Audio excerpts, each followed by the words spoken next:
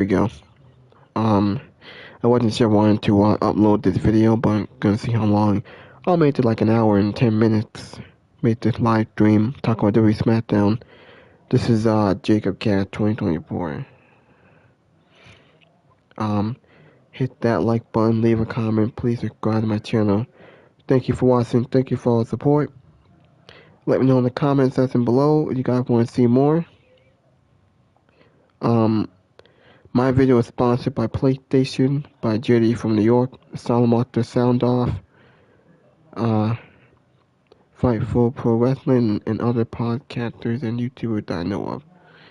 SmackDown was kind of boring. Nothing much happened on this show. I'm not even gonna talk much about this match. They're gonna go through some of the matches, some of the segments that they want to show y'all. Now I do have a cold, so I'm just gonna probably let some of the podcasters. Oh wait, hold on. Just want to make sure this is working.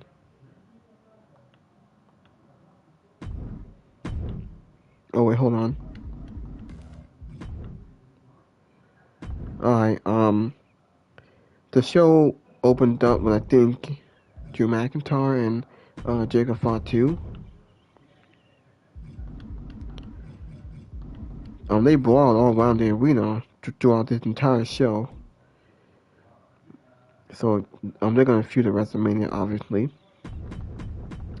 The first match was Demon Priest versus R-Truth versus, I believe it was the Tongos.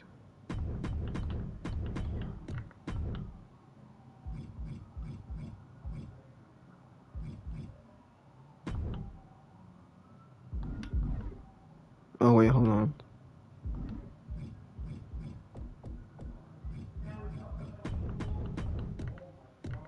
Alright. Yeah, Demon Priest and R-Truth versus the NFTs. We did get the Motor City Machine Guns versus the I think it's Nathan Fraser and SEM. I'm not sure they're even on here, are they? Now I think about it, should I even...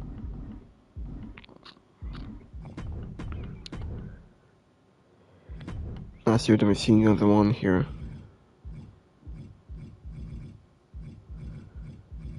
I don't think they're on here either. But we did get Kenneth Way helped the Machine Gun defeat, I think, SEM and Nathan Fraser, I think. Now after that, we did get Randy Orton had a segment. He actually had two segments on the show. One, he came out and he said he vowed to defeat Cody Rhodes. There was no Cody on the show. He took time off after last week's beatdown from Randy. He might be on the show next week. We'll have to wait and see. Now we did get a segment with Jay Cardell and Rhea Ripley. We had a pretty good segment face to face. Then we had a brawl. B-Fab and Meat Gen were standing along Jay Cardell. So B-Fab and Meat Gen, I get the heel. They're gonna help Jade or something. Help her take on Rhea. Yeah. The build between Jade and Rhea building. We did get Sami Zayn and Aleister Black. Sami Zayn and Aleister Black. Yeah.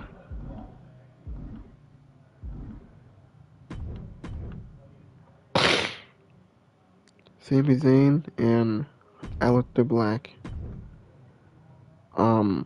Yeah. Well, there's no Aleister Black on here, so I'll use him. We got another match with Andrade and Carmelo Hayes for the US Championship, which I'm tired of seeing. Alright.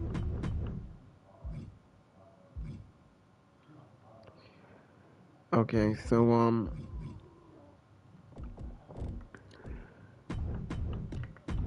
this is another open challenge. That's the same match I keep seeing every time. And then to close out the show, we did get a brawl with Drew McIntyre and Jacob Fatu. Oh wait, yeah.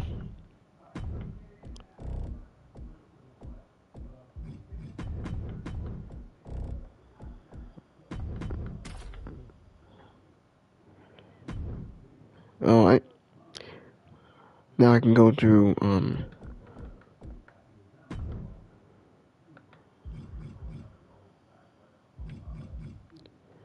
Alright. Now I can go to some of the matches on here. Alright, so Jelly Roll intimidated Kit Wilson. Kit Wilson beat up Jelly Roll in this segment. Randy Orton confronted Jelly Roll. They exchanged words. Tama Tonga argued with Solo, said, "Why you sound like Roman Reigns?" After they lost the tag team titles. Might be building up something with Tama Tonga and Solo. They've been doing that for a while now. John Hudson spooked The Miz and Kit Wilson. Alright. Alright, you know what? My apologies, I get right into this. Detail behind Tony Khan, the WWE Perfect bid. I'll get right into some of the podcasters, some of the YouTubers that I know of. It wasn't that much on SmackDown. SmackDown was boring. Maybe the Randy Orton segment, that was it. Alright. Alright, going to some of my podcasters. There's Weezy Blondes and Steven Larson. The Bloodline, though, too. Like, I'm not totally sold that, oh yeah, Bloodline at WrestleMania. I'm not 100% sold on that. I don't know what to think. But I like that. Let me preface. Dynamic here. I don't quite know why Candice is helping Motor City. I'm not sure what that's leading to. I hear Fight for Pro Wrestling. Flagged for talking about unregulated goods. Now, if you take that initialism and you switch the M to the N... Fans actually cheer Randy Orton's heel turn. Some of them we actually booed him. think that's probably how it got flagged, but we appealed it and they still denied the appeal and it made no sense. So... storyline. I saw some people mention the idea of Dragunov going over to Raw and challenging Gunther if Gunther doesn't have an opponent. If Rey Mysterio isn't cleared, like they could just have Dragunov show up on Raw and challenge Gunther and run that back at WrestleMania. Like that would be cool, but... Alright, let's go into our Denise and Shanti, or Santi said. But there you go, there's another possibility right there. Hey, that feud sounds... Alright. And Wade, the forces, and here is... tonight. Promo code Denise. Absolutely not going to get booed. And we're already hearing rumblings of booing towards the babyface here, Cody Rhodes. I think that's going to be a really interesting dilemma this year for WWE to try and solve. But here's the thing. We've seen this play out before. The people turned on Cody, too, during his John Cena feud. People were cheering for John Cena, even though John Cena broke up with all of us, and they were still cheering for him. This has already happened, so this is going to be two major feuds, pretty much back-to-back, that the crowd is turned on Cody Rhodes. And it's starting to feel like, okay, well, are we just going to keep on doing this and just keep ignoring the big elephant in the room? I think we might. Elephant. Yeah, we're just going to keep ignoring it. Well, they ignored it for 5.5 years with Roman Reigns. They ignored it for 15 years with John Cena. So this is right up WWE's alley to ignore all of this stuff and ignore the boos. I think it's just the life cycle of the top babyface. It's not anything new that WWE is dealing with. Yeah, and now as for, like, mystery people of who's on the other line with Randy, everybody's bringing up his dad, and I think that's the most logical one. After he said there's more than one royal family, that would make the most sense there, too. I know there's other answers like Kevin Owens. Someone even threw out Batista, and I was like, okay, I'll take that one, too. I know it's crazy. What about Ted DiBiase Jr., found not guilty today, Denise? So the man could be on his way back. Oh, dude, I think he would get massive, massive amounts of boos. Like, I'm gonna boo him. I'm sorry. Like, I know Well, he's innocent. Denise, he didn't do anything wrong. My apologies. I'm gonna have to boo. The justice system has done its duties and determined that the son of the $1 million man did not embezzle millions. Denise, he's innocent. Sure, whatever. The justice system always gets it right. Whatever. It never fails, Denise. It never fails. Anyways, I'm gonna boo him, okay? Whether you like it or anybody likes it or not, I'm gonna boo this man if he comes out, okay? But there you go. There's another possibility right there. Hey, that's few talented do bad things out there. Anyways, we got a couple of super chats here. We got Leo here. It says, how come you switch rooms? Where's the IWGP belt? That is in my closet. I did not switch rooms. I just switched walls. So technically where I'm sitting right now is where my old stuff was at. And then I just removed that and I just flipped my desk around.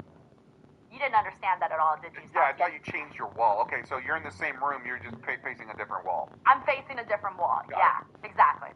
Thank you, Leo. We also got the wrestling figure god who says, when you see Bailey Monday, ask her to scream for me. Yes, I'm going to be there to encourage my bestie, Bailey. Thank you, wrestling figure god. We got Chavero Armenta here. It says, great show and stream, Denise. So is it true that WrestleMania is going to be in Vegas? I swear it was going to be in NOLA. LOL, JK. Oh, I was about to say, what? Oh, you're barely catching up? What? Yeah, it's still in New Orleans. It's still in New Orleans. Don't change your flights. Don't change your hotels. The Rock said it was going to be in New Orleans, and The Rock never lies to me. No, definitely not. We got any chance Danhausen tries to join the MFTs because he thinks they are huge fans because of the matching face paint. Oh my god, do not even put that idea out there because I think they would do something crazy like that. And I do not want that. Okay, so by the way. Why not? That'd be a funny backstage. Denise, you are in a mood tonight. Holy! You are just hating everything. Complete haterade mode right now. You're hating Jelly Roll, you're hating slam poetry, you're hating Danhausen, you're hating innocent... I did not hate Danhausen. You didn't even hear my explanation for why I wouldn't want Danhausen and that. I don't like the MFTs. If you're going to get my hatred right, get my hatred right. I don't like the MFTs. They're so, I don't want to say it, but they're just not for me. I mean, I think they just suggested a backstage segment, Denise. I don't think No! Oh, okay, you don't even fine. want that. You don't even... Wow, Denise! What happened to him? You became Lyra Valkyria like heel from NXT. Look, all I'm going to say is this. If they do a little backstage segment that's cute, I'll laugh for 30 seconds, alright? But don't do nothing of like Danhausen joining the MFTs, because I'll be like, yo, you're like, I don't want that. Like, the MFTs are kind of just there. No. I want Danhausen to keep doing fun stuff. Which, by the way, today I love that he stole Candice LeRae's money. Did not help Depressing-ass Johnny Gargano. Well, I hate that too, actually. Might as well throw that in my hate list. I do not like Johnny Gargano's character right now. Bro, this is Johnny Wrestling. Santi, when I used to go to Indies, back when Johnny Gargano was still on the Indies, I used to go to wrestling shows I'd never even heard of, promotions I never even heard of, just because Johnny Wrestling was booked on that show. And now this man is lying on a freaking production cart, hella depressed. Johnny freaking Wrestling. Yeah, and he got scammed out of $20 human dollars. It was a bad week for Johnny Gargano. I don't like. Okay, so one of the things that I said is like, what is the absolute best case scenario? I asked that question out loud in a YouTube video. What is the absolute best case scenario of the storyline? What is it like? In your eyes, and not a trick question. Like I'm asking you. The one with Miz? No, the one with Johnny Gargano being catapulted. Oh, Johnny Gargano. Oh, my apologies. What is the absolute best case scenario here? Like genuinely, I I have one. You want to hear what it? is it? Yeah. I don't think you want to hear it. This This is more Attitude Era. The only happiness is if Candice LeRae brings out the girlies to Johnny Gargano, and Johnny's like, what? Life is worth living again. I'm happy again, and then we move the fuck on. She been friendly quiet. She cost people their jobs. You're right. That sucks. But tell me, Is that She's what else not is better than that? rehabilitated. You tell She me. is not focused. That's the thing. I can't think of anything good. There's. And wait for I her at to least go gave you after something. again. She may reoffend. I think the absolute best case people. scenario is maybe a If she faction kill here her with children, Motor City. she can kill There's Who the something hell going. is gonna want to and lie team up and with manipulate him? everyone. I don't know. You got Motor City and Candice LeRae. There's nothing Candice worse than helped killing Motor children City. in this country. I'm just saying. I don't think that there's very jail. many Is this the person interesting who best case changed her scenarios behavior here, and be and that to me rehabilitated? doesn't bode well Now, for the if she future of was Johnny rehabilitated, Gargano. she Like, would be what the gold fuck you do? Are you gonna? based on her What record can of you jail, do her with this? How do you behavior. scale a That's not gonna happen. storyline off of this? You Is this can't. the There's woman who nothing changed her here. behavior? Is There's she nothing rehabilitated? here for Johnny She is Gargano. not focused No, on because Michael if now. you're She's saying not team up focused with him, on everybody everyone knows here. that, She's not focused you know, on her you're a community sporty guy, and whole Santi. If country. you're out here picking your team, are you going to pick Johnny Gargano, or is he going to be the last one there? Oh to yeah, be he's picked? the last pick on the Even kickball law, team for and sure. even not law Exactly. enforcement, So that's even what the I'm police saying. department Why would the Motor here City in Union Machine is Guns upset want to link up with that him? she And would it's not like have they're she doing had a too chance good right of now on the parole show either, or so they walking need out. all the help that they You can know, get. And it's that's where not she Johnny can Gargano. reoffend. If she can Maybe Johnny kill her Gargano children forms an and odd manipulate friendship with everyone somebody, and and start that her brings him to back to life. she Danhausen? can do it. She I'm can not kill sure, anyone. but it doesn't seem like Danhausen's interested either. But anyways, I am glad that he is cursing The Miz, and The Miz had his vacation ruined in Hawaii. That was great. Thank you so much, Tavera Armenta. We got the Juan G Show here, who says, my toxic sources tell me Santi will be oiling up as soon as next week's live post show. Life comes at you fast.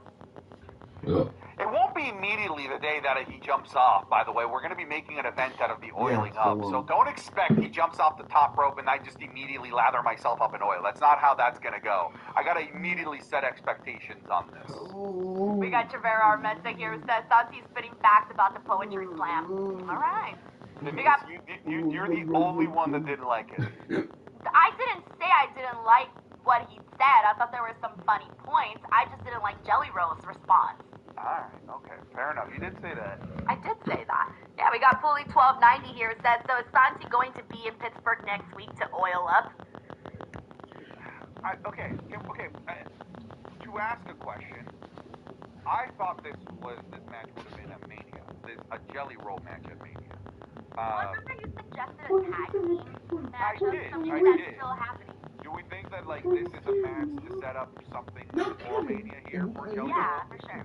So Unless they add a stipulation. yeah, you still have the Miz and Danhausen in this whole thing, so I do think we could be getting those four guys involved here in this program here at Mania. So my I don't hope know is. if we trust a one-on-one match with Kit Wilson and Jelly Roll I at don't think so WrestleMania. either. Yeah, I think you trust the Miz, right? You do trust the Miz a lot more. So that's kind of what I'm sussing out here. I think it is going to be a tag match at WrestleMania, and I don't think because of that, because I do think he's going to have a match at Mania. I think he's safe jumping off the top rope for Mania, right? Or who knows? Maybe they do Jelly Roll and freaking Kit Wilson in a mud wrestling match. And it's spit swapping makeout match. Oh, that sounds disgusting. Disgusting. Do you not know that reference? The spit swapping makeout match? The John Cena prank call? And his name is John. Wait, remind me of this? The radio show radio show that calls that lady about the WWE Super Slam with his name is John Cena. No. Sorry, I have a shitty memory. Wow, that is like wrestling lore. I know, but I have the worst fucking memory. I have the worst memory ever when it comes to this. Okay? Very bad. Okay, well, anyways, finish telling me. I can't tell you. What's there to tell you? You don't know what I'm talking about. Oh, no, but I'm listening.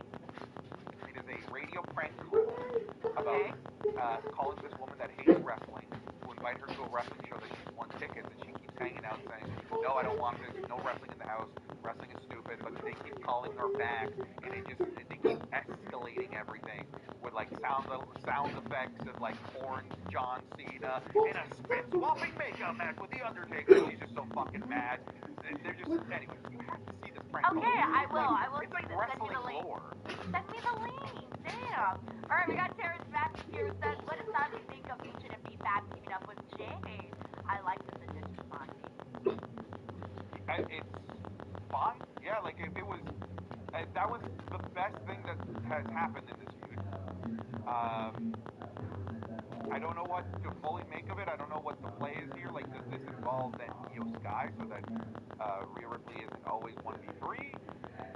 because what unfortunately, I'm kind of, maybe I'm being a little bit cynical here. What I'm leaning towards is just Rhea Ripley eating B-Fab and Meechin alive for the next couple weeks as the build up to Mania. That's kind of what I'm seeing here. I feel like, believe it or not, even though it's B-Fab and Meechin, I think this maybe would have been more impactful as a reveal at Mania. Really? No, I think this kind of adds to the Mania build. Because, come on, everybody's been talking about how they're not really feeling Jade and Rhea at the moment, so I think this adds something to it. But like I said, I don't think it's going to add anything. All I think it's going to add is bodies for Rhea Ripley to beat going into WrestleMania. I just think that next week she's going to have a match with Meechin. On the following week, she's going to beat B-Fab. Then the following week, it's going to be Rhea Ripley and Io Sky teaming up against Meechin and B-Fab. Come on, you must see it like that, right? Do you prefer that, though, or do you prefer the promos that we've been getting? With your muscles are better than muscles. Yeah, nothing can be worse than that. I will say, no, like I said, I do think this is an upgrade. I think for me, and this might be giving it way too much credit, what I was thinking when I said maybe this would have been better served as a WrestleMania thing, I think about like how impactful it was for Damian Priest to reveal himself as a member of Judgment Day at WrestleMania, right? Joining Edge. Obviously, Edge and Jade Cargill are in a totally different stratospheres in terms of like overall importance and legacy and all of this stuff. But that really did help Damian's stock at a time when he was kind of starting to get forgotten in the mid card. Who else is getting forgotten in the mid card? B-Fab and Meechin. That could have been an interesting plot twist to the WrestleMania match. Oh, they're coming out. I just don't think it would have gotten such a big reaction, though. I don't think it would have gotten a big reaction. Either. Right, so then imagine if it didn't get a big reaction on SmackDown, it definitely wouldn't have gotten that at WrestleMania. Yeah, that's fair. Like I said, though, I think it's ultimately just going to be Rhea Ripley beating up B-Fab and Meechin. I think they realize, oh my God, we have 4 more episodes of SmackDown after this. There's still a whole month left. How can we continue to have this feud be built up without there being physicality? And I think this is their solution to physicality. I don't think that this is going to be some powerful faction, unfortunately. No, but I do like it, and I'll tell you why. I like it because, well, for one, B-Fab and Meechin are finally going to get a little bit more TV time there hanging out with Jade. This gives them some sort of purpose on the show. They didn't really have anything else going on. Like, they were just, if they came out, it was like, bless your lucky stars that you're on the show today. So there's that bit. The other thing that I like is that they have a lot of attitude, both B-Fab and Meechin, and they match that same aura that Jade has too, in the sense that, like, you don't mess with me, don't mess with me, that kind of thing. I think Meechin is really good in, like, hardcore matches, like, stipulation type matches. I would love it if she kind of did something like that before WrestleMania with Rhea Ripley. Like, I'm actually digging the idea of seeing Meechin versus Rhea Ripley before WrestleMania. B-Fab versus Rhea Ripley, maybe I'm not as over the moon about it, but I think you can see something very cool there with Meechin. So that's what I was kind of thinking. I like the idea of Jade having baddies again. That's why I was a fan of this. If you can't beat them, join them. And that's exactly what Meechin and B-Fab did. So I'm on board with it. I also feel like the promo today, it was interesting because I think today Jade focused more on, she's starting to be who people say she is, right? Where they say, like, oh, she's somebody that she would totally leave wrestling. Like, she just wants to become a bigger star outside of wrestling. Like, she doesn't really care. She just wants to be famous, right? You've seen the conversations that people have about Jade Cargill. I feel like she's leaning into that a lot more in her character, and we saw that here today when she was saying, I don't need this championship, and I would be a star with or without wrestling, whereas you wouldn't be to Rhea Ripley. Totally not true. Rhea Ripley would totally be a star outside of wrestling, but whatever. I like that she played up that angle and that she's starting to be who people say she is, that she's not here to make friends. She's here to make money. How many times have we heard some of the top guys say that, and now to have Jade say that and say that to Rhea's face, I like that. I like Rhea saying, I've been at this since I was 16 years old. This is everything to me. And how different they are and how different their mentalities are really, really came through in this promo. So I thought they kind of nailed it today with this. I think this was the best case scenario. I still wasn't blown away by this. It's still... You're a hater, Santi. You're out here saying that I'm a hater, but you're a hater too. look in the mirror, pal. All right, you're right here, primator numero uno, slurping on the haterade today. I think this was the best thing they've done. I still don't think it's very good. All right, we got Josh Gilbert here who says, yes, I called it last week. I love Mia and BFAB. Hook it up with Jade. People forget they had backstage segments in SummerSlam. Give BFAB and Mia Yim a good story and adds juice to the Mania feud. Yeah, you see what I'm saying, Santi? We got people on board with this. I'm not on board, Denise. All right, but when I said, oh yeah, I like Kid Wilson, you're like, you hate the whole thing. You see what's happening here? I'm starting to see the gaslighting, yes, how it's going both ways. Wow. Thank you, Josh. We got IGN Sucho here. It says Andre Chase versus Wheeler Yuta versus Mr. Elegance versus Kid Wilson. Sorry, y'all. I cooked hard right here. Book it. Who's your favorite person out of all these 4 names, by the way? Definitely Kit Wilson. Mr. Elegance is not doing it for me. No. Andre Chase, I mean, it's not the same anymore since we lost the OG Chase U. Wheeler Yuta is like, Wheeler Yuta is about as just there a guy as you can have. Yeah. These are a lot of my least favorite people, specifically with Andre Chase and Wheeler Yuta, because I'm not a fan of Chase U. And I was not a fan of Wheeler Yuta at all. And then Mr. Elegance is like, all right, whatever. Thank you, IGN Sucho. We got Gavin Wilbur here. It says, Mr. Larry followed back with another hypothetical. Does this Cardona lead to a Chelsea RKO? For now, that segment was failed heat and crowd loved it. Yo, hey, people love Chelsea and Heat, but they haven't necessarily acknowledged that Chelsea and Matt are a thing on TV. But can you imagine if they did do something like that? Maybe Randy pushes her wheelchair too. Everybody's been doing it. Yeah, but like we're building the Randy Cody. Yeah, I Randy know. Cardona. I don't know. I feel like That's some extra heat. yeah, I think people would pop for it. That's fucked up. I think people would pop for it. Poor Chelsea. Thank you, Gavin. We got Guitar Junkie here who says tonight proves that Road Dogg is out and Vinnie Mac is back. BTW, I'm digging that blue chew dress you're wearing. Aw, Guitar Junkie. I'm not gonna make a comment. I was about to make. No, make it, Santi, make it. I was saying technically that means that You can't even say it. You can't even say it. I was gonna say, well, I mean, if she's blue chew, that means she's making you hard. Ooh, hey, blue chew promo code Denise. There you go. I don't care as long as you're using the damn promo code. Let me tell you. Promo code. We got Bob Ross Jr. here who says, I feel like you can tell that Jolly works very hard and doesn't just bullshit like other celebrities. It's crazy how he's better at promos than some in the industry. He does deliver very well on the promos. And I think a lot of it has to do with the fact that he's an actual musician and can, come up with, be very good with words and very good with performing songs and all of that. Although sometimes you do see some musicians that aren't very good at like interviews and stuff. Yeah, I was actually gonna bring that up because like I said this in my chat. I'm like, is he like an actor? Is he like a theater kid and I didn't know this? Like, why is he good at this? You were a theater kid, weren't you, Santi? Yeah, I also played sports and I was cool. I was a cool theater kid. Oh, I was also in sports too, and I was in theater too. So, okay, cool. All right, yeah. We're not out here measuring dicks unless we use promo code Denise. Yeah, I was gonna say, well, because my hypothetical dick is. You do have some It arrived 5 minutes before I did. Let me just say that. Wow. Where were we? Right. What I was gonna say is like we've had plenty of celebrities that are like actors, musicians, and none of them have spoken this well. I don't know what it is, but like he's very articulate. He's very good with his words. Doesn't stutter. Doesn't feel like he's reading a script. It's actually really impressive. Or they just give him bullet points. I can't really tell with him. I can't tell. You listen to that everything he said to Randy. I don't think you can script that. I really think he was just talking. Bro was in love with Randy. Like you could see that man again. Well, think about what he said. You see somebody putting that down on pen to paper. Wait a minute.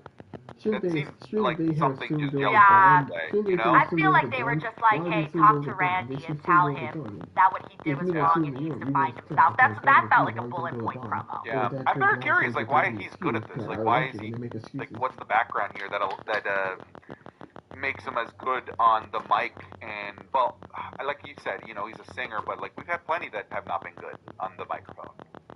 Yeah. All right, thank you, Bob. We got Cornell Bryan here who says it's Ted on that phone. He's a free man now. Crazy. Thank you, Cornell. We got JJ Keep 17 who says, hey, Lisa, happy birthday. An absolutely legendary segment from Kit and Jelly Roll. We about to get Jelly off the top rope next week for free. Get ready, Santi. Oil up, talk to slam poetry. Wait, why did we get a happy birthday? It's not my birthday. I don't know.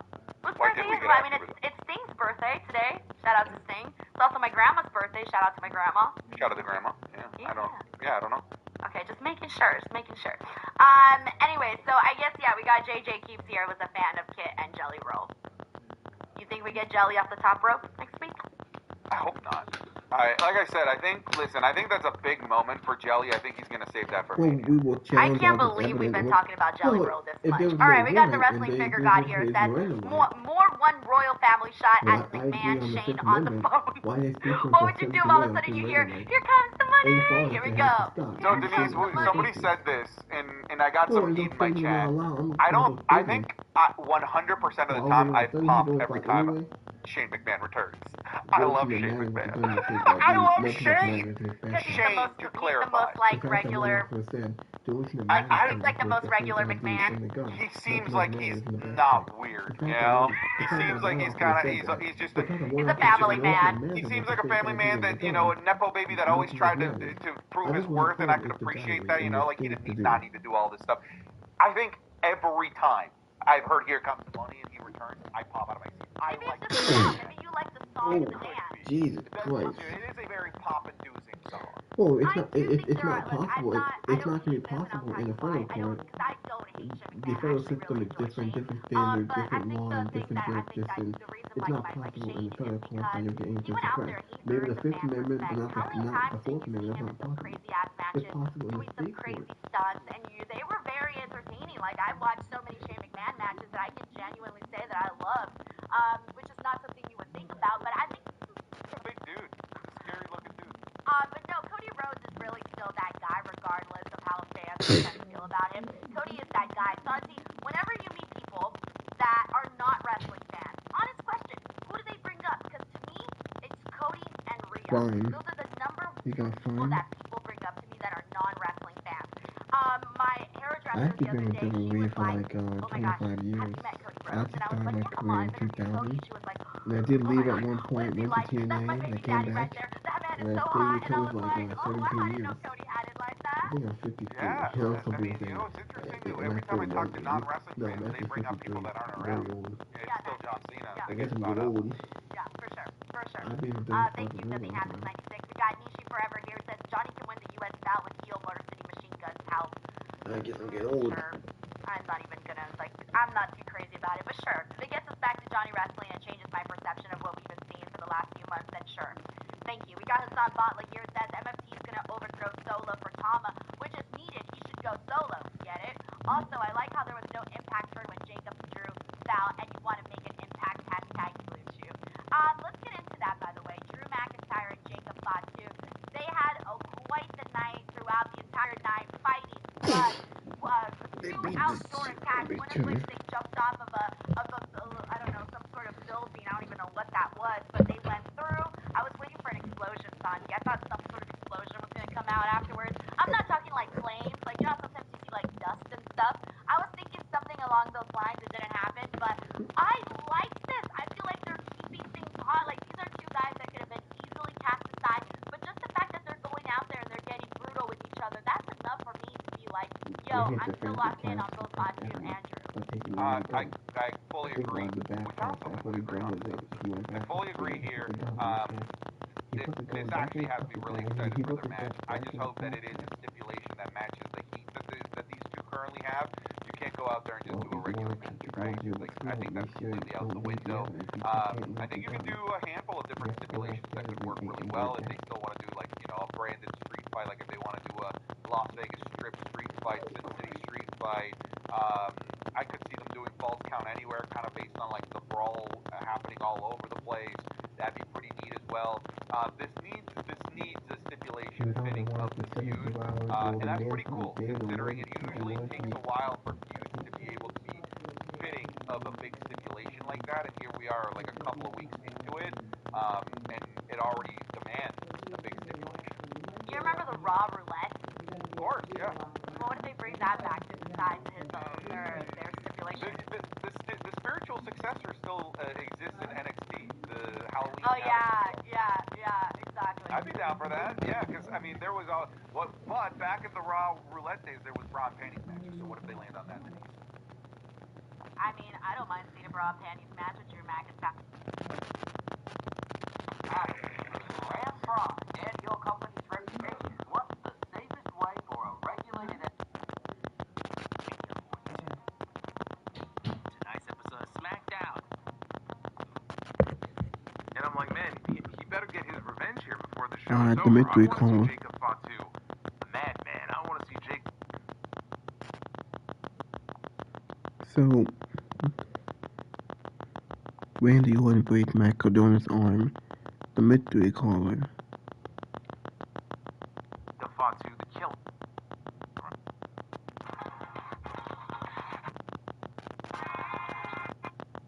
Saying things as I see it.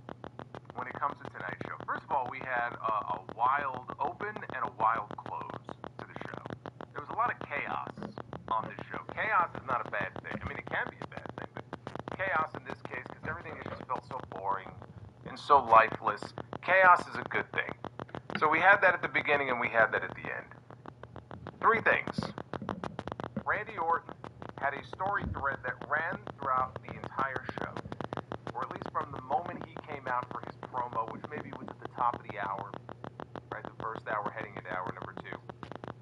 And there was a story thread with him because we got him on multiple segments, a couple of backstage segments. They closed the show with him, or basically closed the show with him. We're talking I about like the that. political That's violence. good. We had 2 When you segments. can thread things along throughout 3 People hours like concerned that over the and try to keep concerned over people political hooked in, violence. find out what's going to happen next, that's a good thing. We had that with Randy That was Orton. a Minnesota, by the way. We had Jacob Fatu and Drew McIntyre. We were promised a match tonight, I okay? can We tell you were that scheduled going to forward, have Neil Jones, Jacob Fatu John one-on-one with Drew mentioned McIntyre. that Now, this type of if you've political been violence paying will not be attention, accepted, Drew and McIntyre and this Jacob Fatu have assassination no came other obvious weeks opponents after for Randy WrestleMania Butler other was than shot one and fired another. after killed. So I was not expecting much more beyond, honestly, an angle, basically, on tonight's show. Yeah, if we had gotten a match, we weren't going to get a definitive winner anyway. So I wasn't too bothered by that. We had them, though, all throughout the entire show. They were beating the crap out of each other in the parking lot. At the beginning of the show, we had a car accident. Then they brawled out into the building. And then throughout the night, they were brawling in the back. And then the show closes with the two of them outside on some kind of fucking structure. I don't know what the hell this thing was, if it was an oil rig or what. But they're up there and they're fighting on the ledge of this thing. And then they plummet to their deaths down below. And they go off the show with Nick Aldis frantically calling for medical. Oh my God, these two men have just killed one another.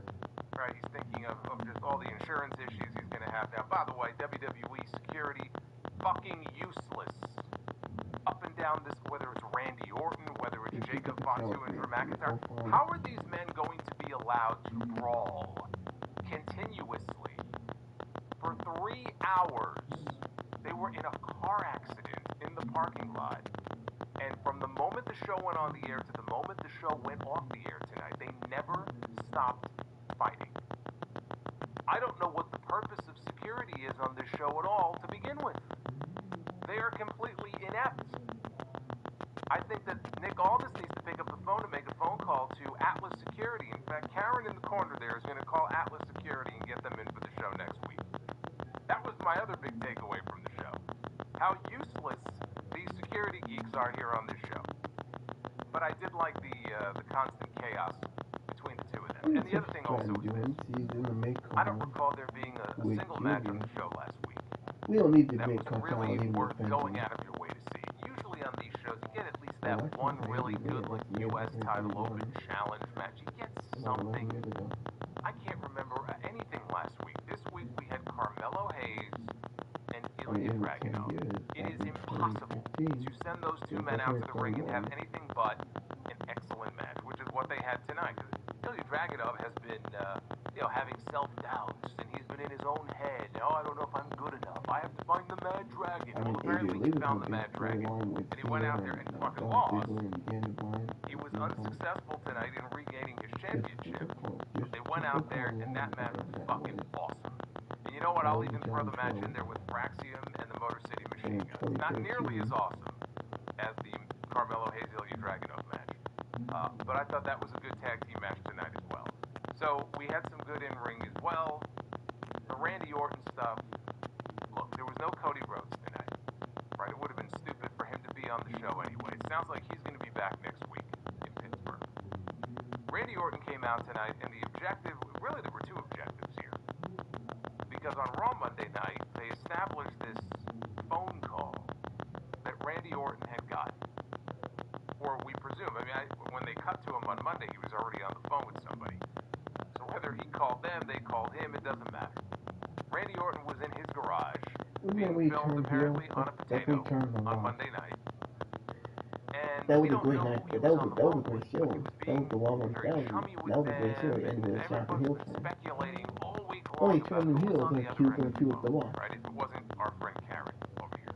Who was on the other end of the phone? Balls So Fun. there were two I things mean, I let's was not looking forget. for coming into What tonight's what show. is The Number Rock? one, what is the Isn't The Rock the one explanation that beat that you Randy Orton is for the going to WWE give for Championship what he back in did to Cody 2013? Rhodes? He cannot Now, have now him I come must out say, and he did pull that. a I know a John lot of people Cena did. Because and people look don't out at like the it when fans and go, you part-timers people, take opportunities you away from the people, full-timers you who people. were at the last of You every made week me trying to do get this, a right? title No, shot. we can't have that. The only That's reason why The lazy Rock won it bullshit. because they wanted to do What Rock versus is the Cena and it's explanation twice in a for lifetime why bullshit Randy did rematch what he that did? nobody asked And then for. also, are we going to get an answer I to hate the that, man. That mystery messed up. caller?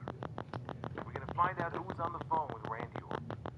Those are the two things I was looking for tonight. The good news is we did not get the "You People" promo. So that's good.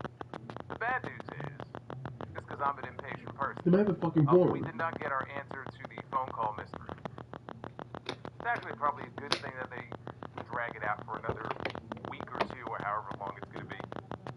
But we did not get an answer to the question, so we will keep speculating, That was the biggest waiting and mystery wondering, I've but no, we seen. do not have any answers yet. I mean, like I As said to with who's on John the Cena, other end of the line. and then there was Lesnar We had a and women's Reigns. tag team championship match tonight. Well, this is a New York crowd. This is the first time that The the Bella Twins champ have even is teamed up together. here. I mean, John Cena, because it's Super Cena. Even though he's loved, even though he's hated, this is a New York crowd. This Don't is. ask me how they swung that, or who they had a politic They or both lobby. agree They with got it. themselves a I'm just championship hopeful. match. You know, last time, and now I you thought want this to match book was fucking John terrible. Cena? That's why I bait and Everything switch about the everybody match. to say, well, we're not going to have Match a match. itself, This is just a segment. finish, This and I is wasn't Taker's expecting plan. a title So change, everyone nor thought was that I we were going to clamoring see for two one. big matches. But just the way it all played out, I went it backstage and I told was Vince so McMahon, we're not going to have these two matches. predictable, These but two just it matches was are no going to happen good. at WrestleMania. Because It one, just was no no one good. wants to You know, see, you would want them to no highlight one wants the to best see that you Roman have Reigns of the women's against tag Brock team division, Lesnar. which Because has no one can been, see that. I won't say on No one fire, can see but just in terms of the John attention Cena, that the they have Undertaker. given it over the Because I last think 6 we've been there, months done that. plus, The Undertaker retired. you would want That's to it. put your best Undertaker foot is forward. making the Hall of They Fame. did not No, do that seriously, tonight Taker is with the actually match that making the they Hall gave of us Fame on this this show. year. It is As very of clear, January 4th. though, So if he it will be in wasn't the Hall of already, Fame coming out of along with Bill SmackDown, we are going to get Goldberg and multi-team along with madness Mark at Henry. WrestleMania. The So only question is, do we get legends, 5 Mark teams? Henry, Do we get 6 Goldberg, teams? Undertaker in the Hall of Fame. I'm not sure exactly what the number is going to be. I'm not sure if they're going to make it a ladder match, Because, an well, elimination there style is match. That we don't know. Brock Lesnar. But it seems pretty clear that's the direction that we're going in here. And then we had Kit Wilson and Jelly Roll. Kit Wilson had called out Jelly Roll. We were told he was going to be calling him out this week. The match never took place. And so they shared the ring together. And they had not a sing-off, in no contact, they didn't have it never took place. a match So, or anything like Vince that. McMahon, apparently They basically did like a what do you say, a Def Jam poetry edition. I forgot how it was We phrased. had a 12-minute brawl. And so they're out there and they're trading barbs on the microphone, and I have to listen. And this is unfortunately an image that I'm going to have to live with for quite some time. I had to sit here and listen to Jelly Roll talk about how Kit Wilson's mother knows all about his little Willie, because when he was fat, he took the belly fat that he had in his midsection and put it on her back. We have someone who watches these streams, and you'll see him, our good friend GMB, you know who I'm talking about, give me backshot Solomonster, who's here almost every stream. He drops super chats, and I see the name, and I put my head in my hands. I'm semi-repulsed by it. That's nothing compared to the image of Jelly Roll porking Wilson's mom with his belly fat draped over her back. And he was very strong in beating up Brock Lesnar outside the ring. That we are getting this match at WrestleMania. Braun Strowman and Brock Lesnar. That tells us that we are getting the match at WrestleMania. Try to hold it in. I'm going to try to hold it in. I'm going to do my best. I make no promises. So we are getting this match at WrestleMania. I want you to think of all the people who are not yet slotted in at WrestleMania. All the people that we were wondering, well, are they going to have a place on the WrestleMania card? They don't have a match. What the fuck is Gunther going to do at WrestleMania? But we got Jelly Roll. He was in multiple segments here on the show. He's coming back next week. And clearly they're pushing towards some sort of tag team match at WrestleMania. A lot of focus and television time being dedicated to Jelly Roll on these shows with a card that just seems very incomplete right now. The card is filling in nicely. There are some glaring omissions to that WrestleMania card, but I gotta watch Jelly Roll out there talking about porking Kit Wilson's mom. And beat Brock Lesnar, and I think it makes sense. John Cena and Roman Reigns, we got a match. We got a 30-minute. This is your Smackdown review. A 30-minute segment. Friday nights. Even though we had a contract signing a few weeks ago to hype up this match, we had a contract signing very here on nauseous the Solomonster. and this man was chill. For what I just talked about. I'll see you next week, movie star. Hit that like button and subscribe. If you have not already done so, super chats are open. You will hang out together a little bit later. You will also see them popping up on your screen. Hey, Dion Moody just subscribed. Dion, I'm sorry you had to join at a time where I was talking about something so horrible and so awful. I promise you it's not always like that, and for you as well. Who gives a fuck what a heel? What a terrible image, by the way. What a horrific image. Yeah, EO, thank you. That's another one right there. I mentioned Gunther, fucking Gunther, Julia, EO's guy. We got Jelly Roll all over the place. This babyface, it's fucking sick. It's actually a lot easier to be a heel than to be a babyface. Thank you, Big Because it does get tiring at first. Hey, Oscar. Like for example, Roman Reigns. $2 super chat. We're going to spin the wheel. Because we need to know what our likes goal is going to be tonight. For our Be the Booker segment. Well, the problem with this match, people didn't give a shit about Sheamus. Didn't give a shit about Sheamus. Sheamus is not the answer. I would want pinfall and want 500 likes. People don't give a shit about Sheamus. People believe this guy is the world champion after been in the mid-card and maybe doing nothing. He's been jobbing out on the line, and losing every week. He's been a shit feud. So we get with Sheamus. Sheamus is not the answer. Sheamus is a mid-card loser. He's already had it, and we already seen Sheamus as world champion like 10 years ago.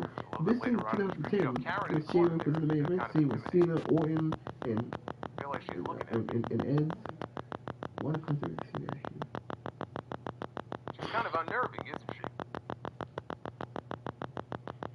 Show opened with a recap of last week's WrestleMania contract signing and the vicious attack that Randy Orton, the vicious beatdown that Randy Orton laid upon Cody Rhodes. So we see Jelly Roll. There he is again, arriving. I'll never be able to look at Jelly Roll the same way as long as I live. He walks out of his, I guess the car or whatever, and from the opening segment of the show, Jelly Roll is on my screen. And so he arrives at the building, and a bunch of referees and officials, they blow right by him. Something's going down behind him in the parking lot. So the cameraman begins to run, and we see that there was a car accident. One car has slammed into another.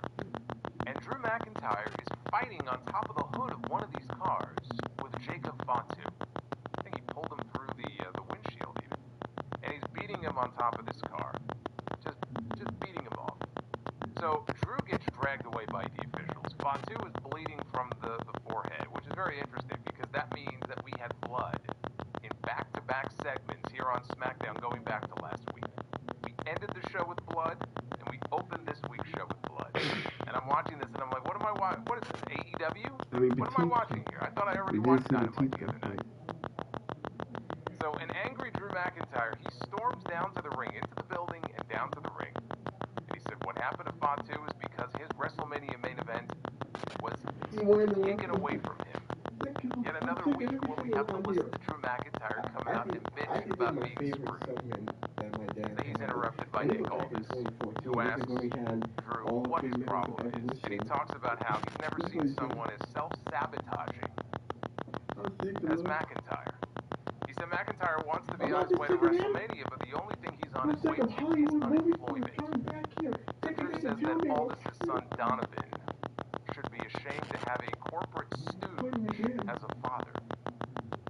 There's a commotion, though, because here comes Jacob Fatu. He's making his way down to the ring. Now the officials are trying to block his path. They don't want him to come down to the ring.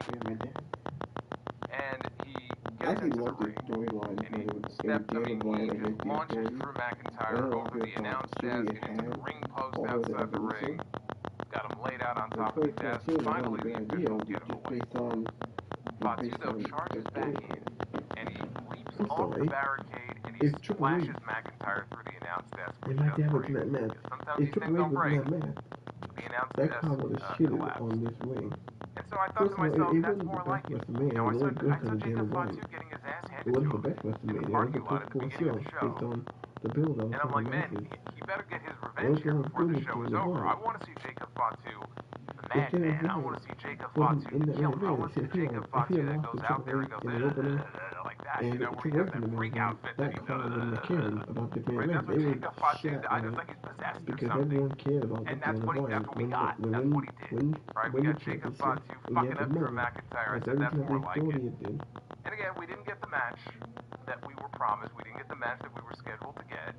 We all know we're going to get it at WrestleMania.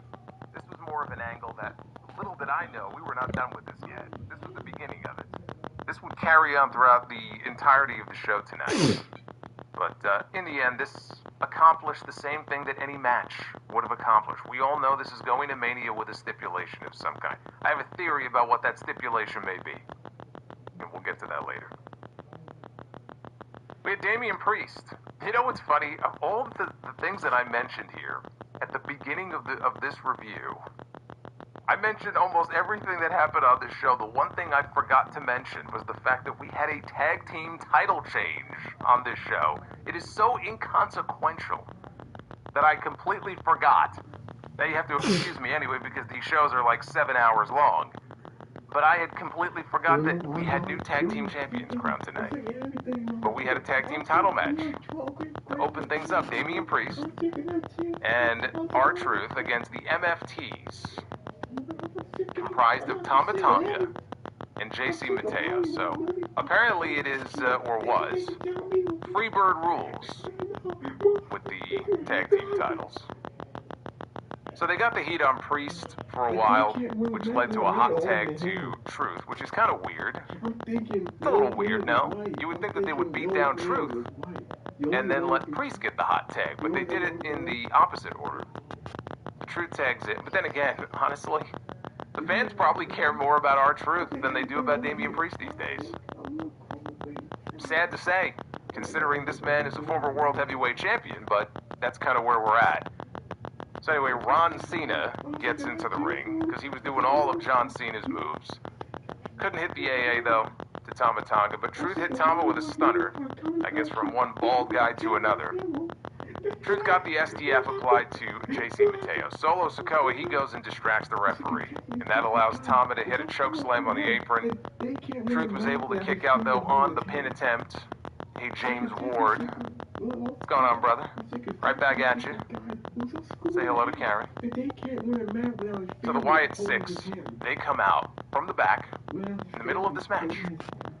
All the members except Howdy, I didn't see Howdy there at first, they all come out and they brawl with the MFTs. Uncle Howdy shows up at ringside. He puts the mandible claw on Solo Sikoa until JC Mateo rolls outside. He sends Howdy into the barricade. And then he hands the fucking lantern back to Solo Sikoa. Back inside, Priest lays out Tama with a clothesline, and Truth drops JC Mateo with an AA and pins him to win the tag team titles. Is that true? Okay, so that would make sense. They were in R-Truth's home state. They were in North Carolina. They were in Raleigh, North Carolina tonight, so that makes sense. And they gave him the win, too. He got the win to win the tag team titles. So that was a nice surprise. Seeing the titles change hands here. I actually wasn't really thinking that there would be a title change coming into this show. I didn't really pay any mind to it. Like, oh, we're definitely going to get a title change. It was like, probably not. You know, the Wyatts will get involved. It'll get thrown away or some bullshit like that.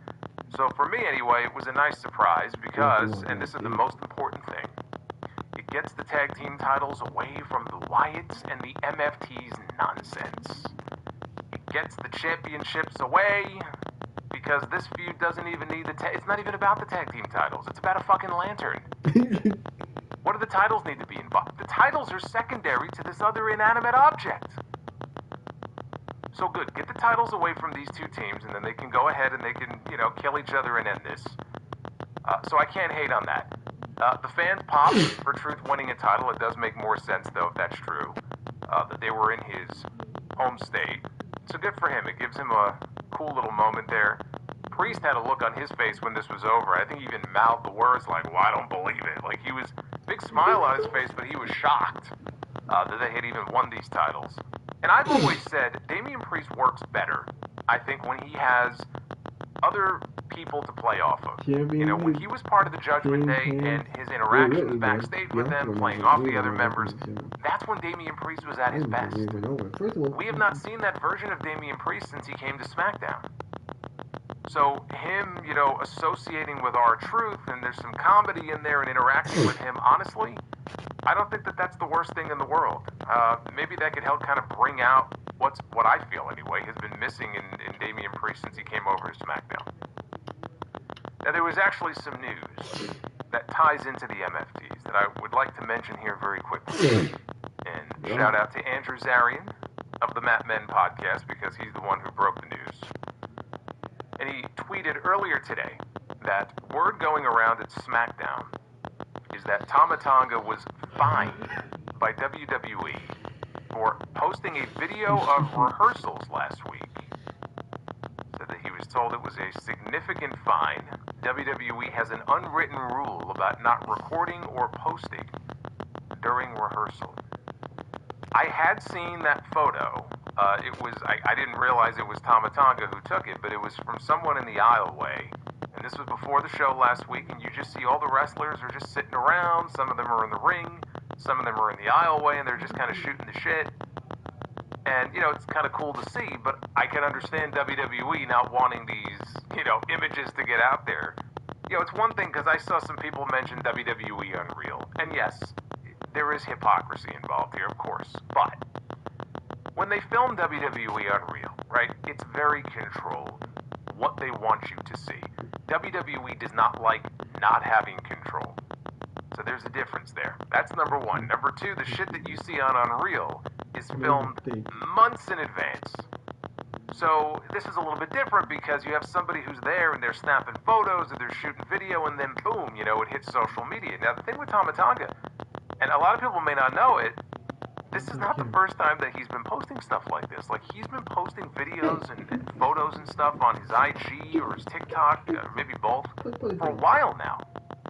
I'm kind of surprised it took this long for us to hear that he was, you know, admonished by the company. I think it was within the last few weeks. He had posted a photo. It looked like it was backstage at catering, and Ray Phoenix was in the photo, and he was completely unmasked. And I gotta be honest with you, when I first saw the photo, I didn't even really recognize who it was. Like, I don't know what I imagined, because you could kind of see his face through the mask when you see him on TV. Whatever I imagined Ray Phoenix looking like, it was not what I saw in that photo. But there he was, and it's like, okay, you know what?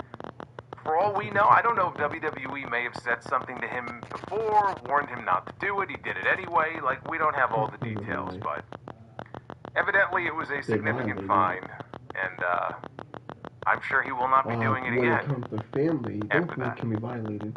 Aren't those the So anyway, that's the your MFT's update. You mean the game or the wife? The Bella Twins. They were interviewed backstage by Kathy Kelly about their tag team championship match tonight. Charlotte Flair and Alexa Bliss show up, and they're eating ice cream. This is the new thing now, where we see this every week. One or both of them are usually eating ice cream here on this show. Yeah, you need to. And Charlotte accuses them of being selfish for cutting the line, right? They're cutting the line. They deserve a shot at the titles, not the Bella Twins. Which, honestly, no lies detected. This is the first fucking match they had tonight in 8 years, and they're getting a tag team championship match. So, Nikki Bella invites them to come to ringside for their match. And they say that they'll show them how real legends get it done. And then Brie steals Alexa's spoon that she was eating the ice cream with. This is wonderful television. Isn't this riveting television? She stole her spoon.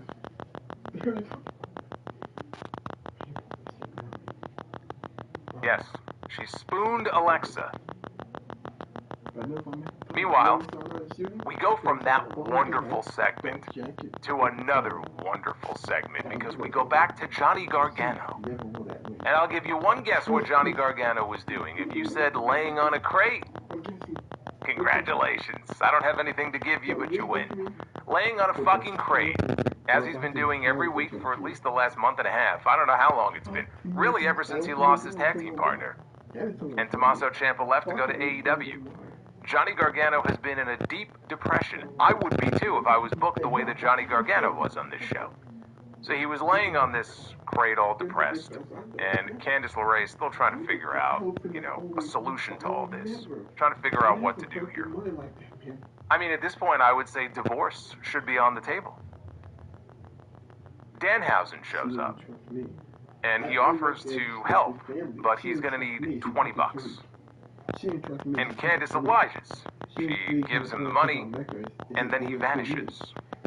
So, evidently, Danhausen is a modern-day Buzz Sawyer. Hey, I'll train you, kid. Just pay me $3,000. Then you pay him, and he just kind of up and leaves town. Go ask The Undertaker. He'll tell the story. In the back, so I guess that means Danhausen is a carny. Yeah, he's perfect for the wrestling business. We go to Kathy Kelly, and she was there to interview Sami Zayn. Speaking of depressed, why does it feel like everybody on this show is depressed? Sami Zayn has looked depressed for weeks and weeks. He's smacking water bottles around. Johnny Gargano is just comatose, basically, catatonic, laying on top of a fucking box every week. Drew McIntyre goes around talking about how screwed he is. Everyone's so fucking miserable on this show. She wanted his thoughts on what happened last week to Cody Rhodes.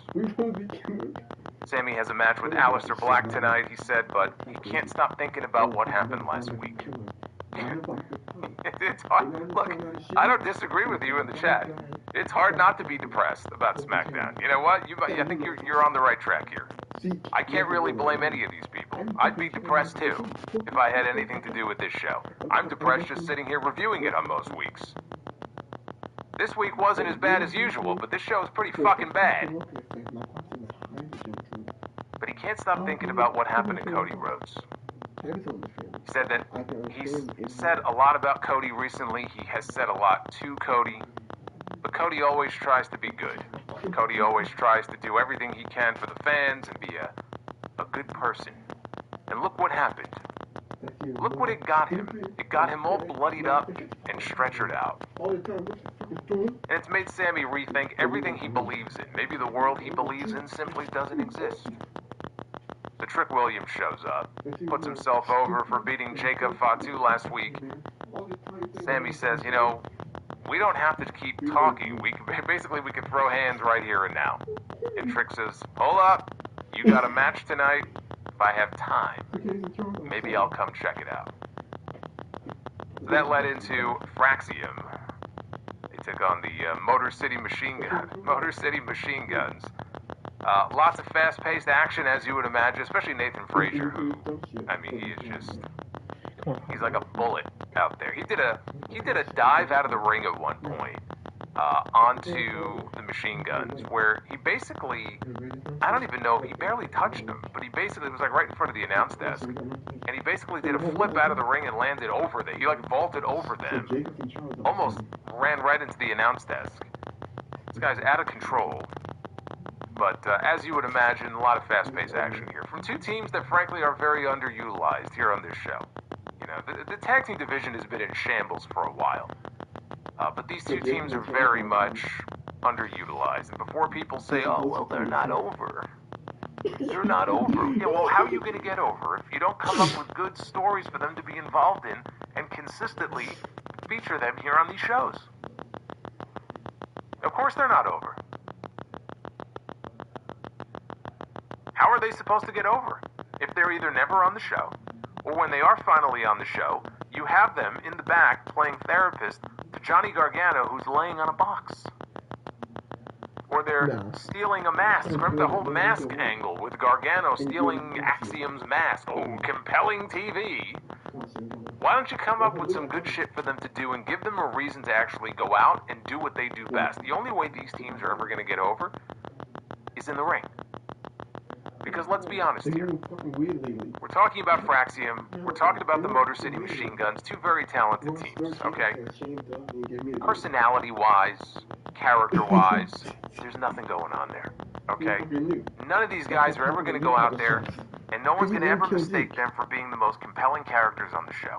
What are these guys known for? They're known for going out there, you ring the bell, and they have great wrestling matches. So now it's up to you, if you're on the writing team, to come up with compelling stories, to wrap around those matches, to give them a reason to go out there and do what they do best. Because we don't want them just going out there having random matches, right? You want to have a reason for them to go out there and fight this team and that team. Right? But you got to work cohesively here. You got to help these guys out here. You signed them. You brought them into the company because you saw something in them. Now do something with them. Don't just discard them because, well, the fans aren't really reacting to them. So, hey, hey, we tried. No, you didn't. No, you didn't. Okay, so this is the truth. I mean, the Motor City Machine Guns, what have they been doing over the last few months? We know they've been there. Street Profits have just completely vanished off the face of the fucking earth. DIY's not a thing anymore, so they lost some teams. Right? Pretty Deadly. They've lost a whole bunch of teams. Los Garza, I mean, how often are they on TV? Of course nobody cares about these guys. Candice LeRae, she appeared in the aisleway late in this match. And she wanted to get an up-close view of the match, but the question is why? Why is she out here? So we got a suicide dive party from Fraxium to the machine guns outside before Candice then walks down to the ring and she nails Nathan Frazier with a cheap shot. And that knocks him backwards into a Chris Sabin roll-up and he wins it for the machine guns. So they played it like Sabin had no idea what Candice did. Alex Shelley clearly did. He was looking at her. He was standing behind Sabin. Sabin celebrating. You can see Shelley in the background, like looking over at Candice, looking at Sabin, looking at Candice back in the aisle. So he was well aware of what had happened there. And look, the best I can say about that, it may not be the best story, but at least they are finally coming up with some kind of story. I mean, we got to move this shit along, though, with Gargano, but some kind of story where they're making you think, is this going to drive a wedge between the members of the machine guns? Sabin didn't know what happened, but Shelley did. It's very weak, but it's something. It's something. Something is better than nothing. Something at least you can work with. Something you can build on. Right? And hope that you could turn there. He sat in the ring and he said, for years, it was boring, or, it was pretty good. Everybody was pretty much unified in the idea that Randy, he looked like he was about to explode. Because when he gets all wound up like that, that's what happens. To me, it wasn't great and it wasn't terrible. I think that all it did, and we didn't learn anything new. There was no new information really in this promo that we did not already surmise by watching the end of the show last week, or what I talked about in the review and on the podcast, as far as the kind of the idea I think behind what they were going for here. He struggled with how am I going to be that old Randy Orton if I have to do it against this guy? Yeah. Right? This is my bro. I love this guy. I don't want to kill this guy. Drew McIntyre, I'll kill him. But I don't want to kill Cody. How am I going to do this? Remember, and then Cody cut him off before he could even finish. And Cody's like, I want the best Randy Orton. I love you. I'll always love you no matter what. And I said, as soon as he said that, it was a weight off of Randy's shoulders. Like, okay, I'm glad you said that. And then, boom, right? Kicked him in the dick, bloodied him up, fucking smashed his head in with the chair. It's almost like Cody gave him permission when he said that to do what he needed to do. And that's basically what he reinforced, here in this promo. He gave him permission to be that version of himself that he needed to be. Because the only thing that matters to Randy Orton right now is winning number 15. I said it's been like 6 years since Randy Orton has been WWE champion. He has not been a world champion. When's the last time anyone ever condoned murder? So this is something that is long overdue, and everything is about number 15. It's everything that I was waiting for Cena to talk about going into WrestleMania last year, right? Where it's all about number 17. All about cementing his legacy, not because I want to ruin wrestling, but because this is so important to me. I'm willing to go the extra mile and do whatever it takes to get there. To be that version of myself that I need to be. So again, it's exactly, I think, what many of us figured the story behind his actions would be. He just articulated it here. But we didn't glean anything new from it or anything like that. I'm just very happy we didn't get the obligatory You People promo where he just went out there and healed on the fans and blamed the fans. It's all your fault. Because that would have been fucking lazy. We got it last year. We get it almost all the time from so many people when they turn heel. You can't just run back the same play over and over again. So I was at least happy they didn't go in that direction. He was not overly heel in this promo.